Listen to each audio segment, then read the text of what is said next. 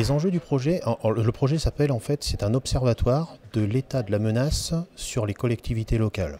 Donc le projet en fait s'appelle, c'est la cybermétéo régionale. Nous avons été contactés par un département, qui est le département de la Loire, qui a souhaité avoir un état très simple de la menace cyber sur l'ensemble des collectivités et des communes. Nous avons donc déployé nos dispositifs sur plusieurs dizaines de communes de ce département et nous avons créé un observatoire en fait de l'état de la menace cyber sur les collectivités que sont en particulier les communes et les régions.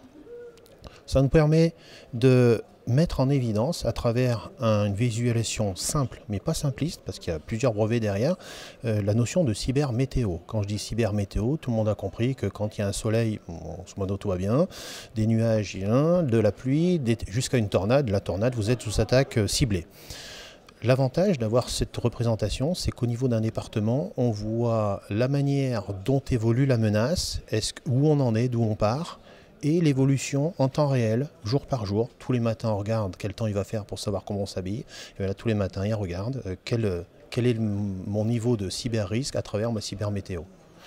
C'est simple, les élus comprennent, les maires, les administrés comprennent très bien ce qu'il en est vis-à-vis du territoire. C'est pas anxiogène, la météo, ça fait peur à personne.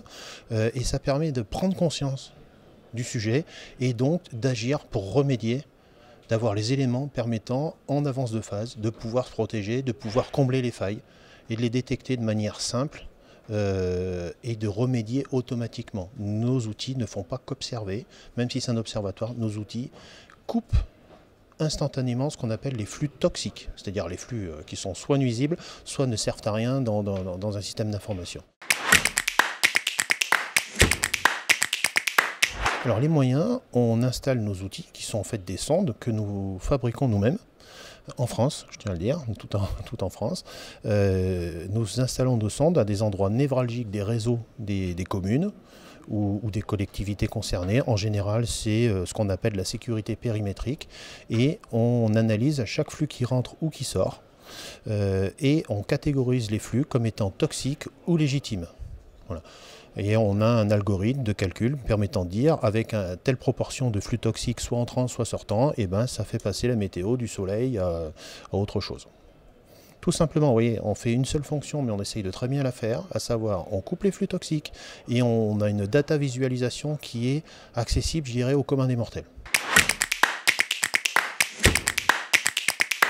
Alors les résultats obtenus, quand on installe un équipement et que la commune en question n'est pas dotée d'un système d'information qui est assez robuste, ça peut être anxiogène à la base, mais ce qui est intéressant, c'est de voir en fait l'évolution de la météo vers le beau fixe et ça motive les équipes justement des communes concernées à se doter de procédures, à se doter de matériel leur permettant de se mettre en sécurité. Ils ont au moins un observatoire simple à comprendre, facile à appréhender, leur permettant de progresser. Voilà, c'est la philosophie du bazar.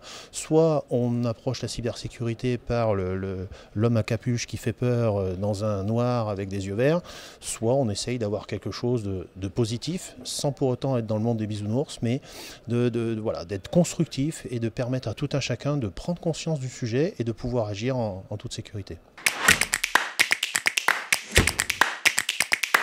Le conseil, c'est de ne pas avoir peur de faire une analyse. C'est-à-dire, lorsqu'on va poser un équipement, on va s'apercevoir qu'il y a des choses qui ne vont pas bien. Le pire, c'est ce que j'appelle de faire la cyber-autruche. Hein, excusez-moi du terme, mais c'est, voilà, on ne veut pas savoir ce qui se passe. Non, ça c'est le pire de tout. On sait que la cyber, on n'est jamais parfait. Par contre, on a une obligation de savoir ce qui se passe pour pouvoir mettre en place les moyens de remédiation associés. Et chaque moyen est différent par rapport soit au site, soit à la typologie d'activité. Une collectivité, c'est pas la même chose qu'une usine, hein. J'en force une porte ouverte, mais au niveau cyber, ça peut être totalement différent sur les moyens à mettre en œuvre. Et le fait d'avoir cet observatoire et qui est accessible à tous en termes de restitution d'informations permet d'aller beaucoup plus vite dans l'évolution positive des choses.